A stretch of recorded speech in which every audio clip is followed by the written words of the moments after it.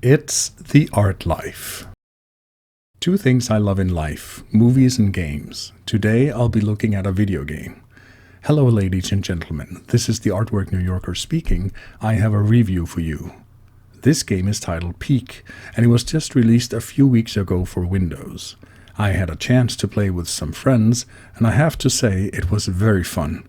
Peak was developed by Aggro Crab and Landfall Games, a cooperation between an American and Swedish developer. Cooperation is exactly at the heart of this game. The last game from Aggro Crab was Another Crab's Treasure, which was a cute Souls-like game, and Landfall Games have previously made a horror game called Content Warning, which had multiplayer elements at its heart. But in my opinion, their previous games cannot compare to the fun of their newest game, Peak. So what is Peak about?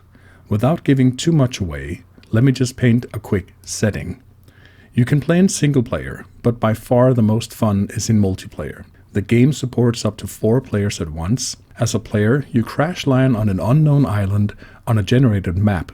The map cycles every 24 hours, and the map is thus procedurally generated. It is unique and does not repeat itself. The goal of the game? Reach the top of the mountain on the island, preferably as a team. That's it. That's the premise. So what do I like about this game?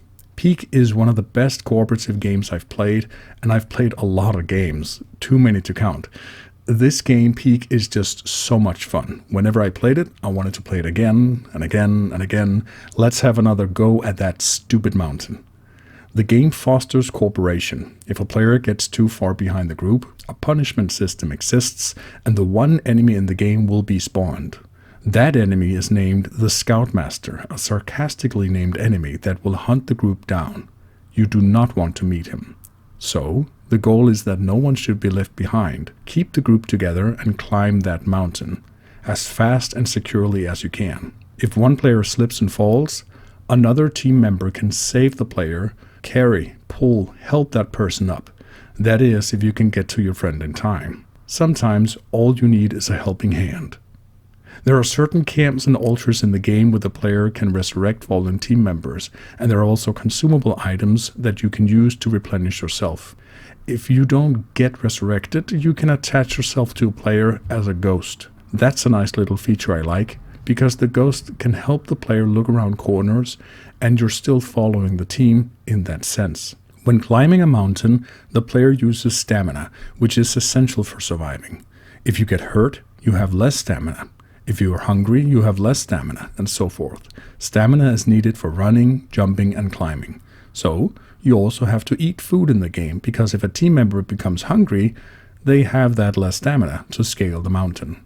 Players can rest at campsites, and there is also certain equipment that can be used for resting. What that equipment is and how to get it, I will not spoil here, but I'll say when you do find good equipment, keep on to it. Some of the equipment has unlimited uses and can give your team an edge and a little break.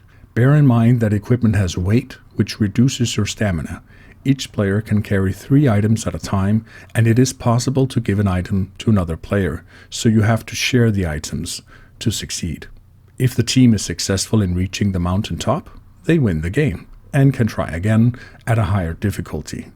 The sound work in this game is so much fun.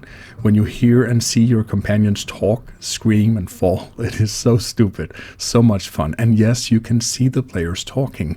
The mouth is moving, it looks stupid. It's brilliant. It's just a great game. Anything I don't like about Peak? Well, I have to judge it based on its price. What value do you get for your money? And for an $8 game on Steam, you get so much fun gameplay from it. I really have a hard time saying anything negative about it. If I were to force myself to say something negative, I'd say don't play it in single player. It's not the same experience. If you insist on being a solo player, go ahead, but it is really a multiplayer game, and a fantastic one at that. On the technical side, some players mention problems when using Vulkan instead of DirectX for graphics. I used DirectX, so maybe that's why I didn't experience any technical glitches. The graphics are fine for a game this price class. This is not a game you play for the graphics. It's just a really fun gameplay with friends. If you have friends that scream a lot, maybe cover your ears when the Scoutmaster comes running. All in all, Peak is I'll say it, peak experience with multiplayer gameplay. It is so much fun and it is stupidly good. I had a stable game experience, no glitches, we had fun, and the game gives you so much to overcome. It can be a very tense game at moments, with just the right amount of stress. Blizzards, lava, the Scoutmaster, just chaotic fun, climbing, running, jumping, dodging, and when you do succeed, you get so happy. If you want to play a good cooperative game right now, try it.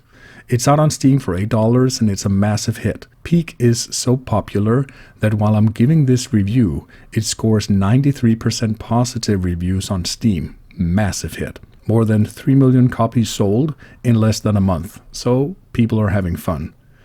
I will give Peak a well-deserved 8 out of 10. You get so much value for the buck. Don't miss out on this little multiplayer gem of a game. That is my personal opinion. What is your opinion? Be sure to like and subscribe for future reviews. Thanks for tuning in.